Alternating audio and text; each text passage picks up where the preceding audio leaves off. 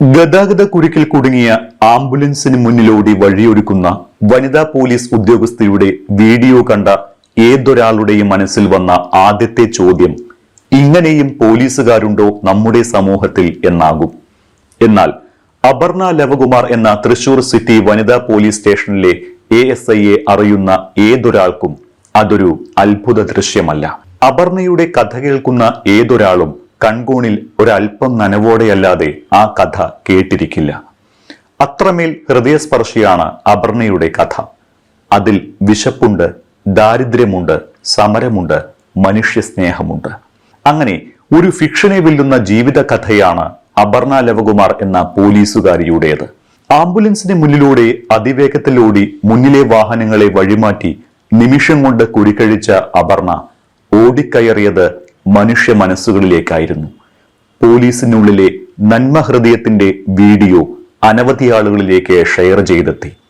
ഇക്കഴിഞ്ഞ ശനിയാഴ്ച ഉച്ചയ്ക്ക് തൃശൂർ അശ്വിനി ജംഗ്ഷനിലാണ് അപർണയുടെ മാനവികത വെളിവാക്കുന്ന സംഭവം നടന്നത്. അത്യാസന്ന നിലയിലുള്ള രോഗിയുമായി തൃശൂർ മെഡിക്കൽ കോളേജിൽ നിന്ന് ജൂബിലി ആശുപത്രിയിലേക്ക് പോയ ആംബുലൻസ് അശ്വിനി ജംഗ്ഷനിൽ എത്തിയതോടെ അഴിയാത്ത ഗതാഗത കുരുക്കിൽ കുടുങ്ങി. ഈ സമയം സ്ഥലത്തുണ്ടായിരുന്ന അപർണയ്ക്ക് കുരുക്ക് പെട്ടെന്നൊന്നും അഴിയില്ല എന്ന് മനസ്സിലായതോടെ മറ്റൊന്നും ആലോചിക്കാതെ ആംബുലൻസിന് മുന്നിലോടി മറ്റു വാഹനങ്ങൾക്ക് മാർഗനിർദ്ദേശം നൽകി. വാഹന ഡ്രൈവർമാരും വേഗത്തിൽ സഹകരിച്ചതോടെ കുരുക്ക് നിമിഷങ്ങൾ കൊണ്ട് അഴിഞ്ഞു. ആംബുലൻസ് മുന്നോട്ട് കുതിച്ചു. ആംബുലൻസ് ഡ്രൈവർ ഫൈസലിനൊപ്പമുണ്ടായിരുന്ന ഇർഫാനാണ് ഈ മനോഹര ദൃശ്യം പകർത്തി സമൂഹ മാധ്യമങ്ങളിൽ പങ്കുവച്ചത്. ഈ സംഭവമെല്ലാം നടന്നിട്ടും അപർണ ഇപ്പോഴും സാധാരണ ജീവിതത്തിൽ തന്നെയാണ്. പരിശീലനം സിദ്ധിച്ച പോലീസുകാരായ തങ്ങൾക്ക് ഇതെല്ലാം കർത്തവ്യത്തിന്റെ ഭാഗം മാത്രമാണ് എന്നാണ് അപർണയുടെ പക്ഷം.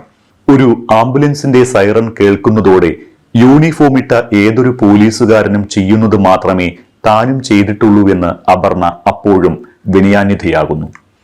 അതിനെക്കുറിച്ച് അപർണ പറയുന്നത് കേട്ടുനോക്കൂ. പരിശീലനം കിട്ടിയ പോലീസല്ലേ ഞങ്ങളൊക്കെ, അപ്പോ ഇതൊക്കെ ചെയ്യും.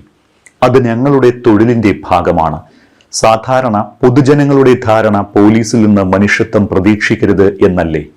അപ്പോ ഇങ്ങനെയുള്ള പ്രവർത്തികളൊക്കെ കാണുമ്പോൾ വലിയ വാർത്താ പ്രാധാന്യം കിട്ടും. അത്ര തന്നെ. അപർണ ലവകുമാർ എന്ന മനുഷ്യ കഥാനുഗായിക മറ്റുള്ളവരുടെ ജീവിതത്തിൽ സ്നേഹത്തിന്റെയും കാരുണ്യത്തിന്റെയും വെളിച്ചം നിറച്ച് ഈ ഓട്ടം തുടങ്ങിയിട്ട് കാലമേറെയായി. ക്യാൻസർ രോഗികൾക്ക് മുടി മുറിച്ചു കൊടുക്കുക, നിർധനിയായ സ്ത്രീയുടെ മൃതദേഹം വിട്ടുകിട്ടാൻ വള ഊരിക്കൊടുക്കുക, അങ്ങനെയൊക്കെ അപർണ എന്ന പോലീസുകാരിയിലെ മനുഷ്യസ്നേഹി പലവട്ടം പല മനുഷ്യരുടെ ജീവിതത്തിൽ വെളിച്ചമായിട്ടുണ്ട്, സ്നേഹമായിട്ടുണ്ട്, സാന്ത്വനമായിട്ടുണ്ട്. എന്നെക്കൊണ്ടാവുന്ന തരത്തിൽ മറ്റുള്ളവർക്ക് സഹായം ചെയ്യുന്നു. അതിലും വലിയ സന്തോഷം എന്ത് എന്ന ചോദ്യമാണ് അപർണ ചോദിക്കുന്നത്. ഒരിക്കൽ ഒരു ക്ലാസ് എടുക്കാൻ ഒരു സ്കൂളിൽ ചെന്ന കഥയുണ്ട് അപർണയ്ക്ക് പറയാൻ. അവിടെ ക്യാൻസർ രോഗിയായ ഒരു കുട്ടിയുണ്ട്. വലിയ വിഷമത്തിലിരിക്കുന്ന ആ കുട്ടിയുടെ കഥ അപർണയുടെ ഉള്ളുലച്ചു. രോഗത്തിന്റെ പേരിൽ ഇടയ്ക്കിടയ്ക്ക് മുടി മുറിക്കേണ്ടി വരുന്നതിനാൽ മുടിയില്ലാതെ അവന് ക്ലാസ്സിൽ വരാൻ മടി. കൃത്രിമ മുടി വെച്ച് നോക്കിയെങ്കിലും വില കുറഞ്ഞ വിഗ് പാർശ്വഫലങ്ങൾ ഉണ്ടാക്കി. കഥ കേട്ട് ഉള്ളുലിഞ്ഞ അപർണ നേരെ പോയത് തൃശൂരിലെ അമല ആശുപത്രിയുടെ ക്യാൻസർ വിഭാഗത്തിലേക്കായിരുന്നു. ക്യാൻസർ രോഗികൾക്കായി പോലീസ് മേധാവിയുടെ പ്രത്യേക അനുമതി വാങ്ങി തന്റെ മുടി മുറിച്ചു നൽകി അപർണ. പിന്നെയും പിന്നെയും തന്റെ മുടി മുറിച്ച് അപർണ പലപ്പോഴായി ദാനം ചെയ്തു. മുടി മുറിച്ചു നടക്കുന്ന അപർണ നേരിട്ട ചോദ്യങ്ങൾ നിരവധിയാണ്. പലരും അപർണയ്ക്ക് എന്തെങ്കിലും രോഗമുണ്ടോ എന്ന് ചോദിച്ചിട്ടുണ്ട്. അപ്പോഴും ചിരിച്ചുകൊണ്ട് അപർണ പറയുന്ന മറുപടി, ഞാൻ രോഗിയായതുകൊണ്ടല്ല, രോഗികളായ പലർക്കും വേണ്ടി ദാനമായി കൊടുത്തതാണ് തന്റെ മുടി എന്നാണ്. എന്തുകൊണ്ട് മുടി എന്ന് ചോദിച്ചാൽ ചിരിച്ചുകൊണ്ട് അപർണ പറയുന്നത്, എന്നെ കൊണ്ടാകുന്നതല്ലേ കൊടുക്കാൻ പറ്റൂ എന്നാണ്. അപ്പോഴും സ്വന്തം അവയവം പോലും മുറിച്ച് ദാനം ചെയ്യുന്ന ഡേവിസ് ചിറമേൽ അച്ഛനെ പോലെയുള്ളവരുടെ മുന്നിൽ താൻ വെറുമൊരു കീടമല്ലേ എന്നാണ് അപർണയുടെ ചിന്ത. സാമ്പത്തികമായി സഹായിക്കാൻ മാത്രം സമ്പത്തില്ല. അപ്പോൾ പിന്നെ ആർക്കും ഛേദമില്ലാത്ത ഈയൊരു ഉപകാരം മനുഷ്യർക്കിരിക്കട്ടെ. 2008 സെപ്റ്റംബറിൽ നടന്ന മറ്റൊരു സംഭവമാണ് അപർണയിലെ മനുഷ്യസ്നേഹിയെ ലോകത്തിന് പരിചയപ്പെടുത്തിയത്. അന്ന് ഭർത്തൃ സഹോദരന്റെ അടിയേറ്റ് ചികിത്സയിലിരിക്കെ മരിച്ച ഒരു സ്ത്രീയുടെ മൃതശരീരത്തിന് ബോഡി ബന്ദോബസ്ത് ഡ്യൂട്ടി അപർണയ്ക്കായിരുന്നു. മൃതശരീരത്തിൽ പുതപ്പിക്കാനുള്ള വെള്ള തുണി വാങ്ങാൻ പോലും മറ്റുള്ളവരുടെ സഹായം തേടുന്ന ആ കുടുംബത്തിന്റെ നൊമ്പരം അപർണയുടെ ഹൃദയത്തെ കൊളുത്തി വലിച്ചു.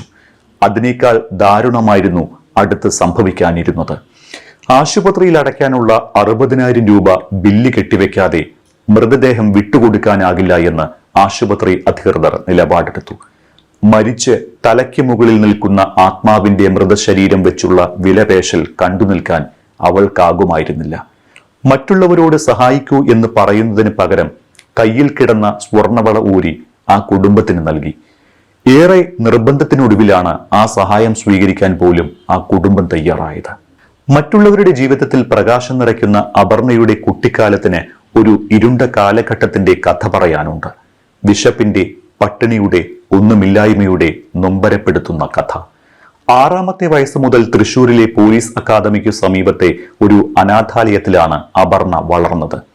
അച്ഛനും അമ്മയും ഉണ്ടായിട്ട് പോലും തന്നെ പഠിപ്പിക്കാനുള്ള സാമ്പത്തികം അവർക്ക് ഇല്ലാതിരുന്നതുകൊണ്ടാണ് അപർണ അനാഥാലയത്തിൽ വളർന്നത്.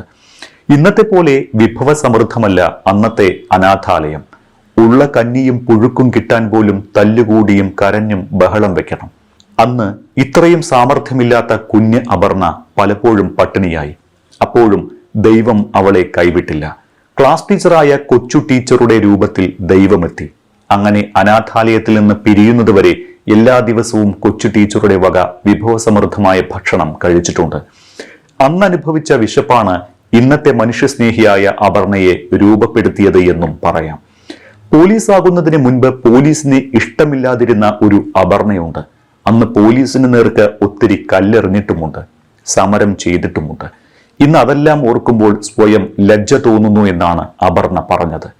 പോലീസായി അവരുടെ ജോലി മനസ്സിലാക്കിയതോടെയാണ് പോലീസിലെ നന്മ തിരിച്ചറിഞ്ഞത് എന്ന് പറയും അപർണ. ചെറിയ ശമ്പളക്കാരിയായ അപർണയ്ക്ക് എല്ലാവരെയും സാമ്പത്തികമായി സഹായിക്കാൻ സാധിച്ചില്ലെങ്കിലും പോലീസ് എന്ന ജോലി കൊണ്ട് അതിന് സാധിച്ചിട്ടുണ്ട്.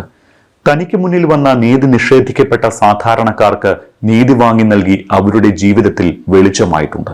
ഇന്ന് 50 വയസ്സുള്ള അപർണയ്ക്ക് ഇനിയും വിരലിൽ എണ്ണാവുന്ന വർഷം മാത്രമാണ് സർവീസ് ബാക്കിയുള്ളത്. അതുകൊണ്ട് തന്നെ സർവീസ് ഉള്ള കാലം വരെ മറ്റുള്ളവർക്ക് വെളിച്ചമായി അപർണയുണ്ടാകും. സാധിച്ചാൽ സർവീസിൽ നിന്ന് പിരിഞ്ഞ ശേഷവും.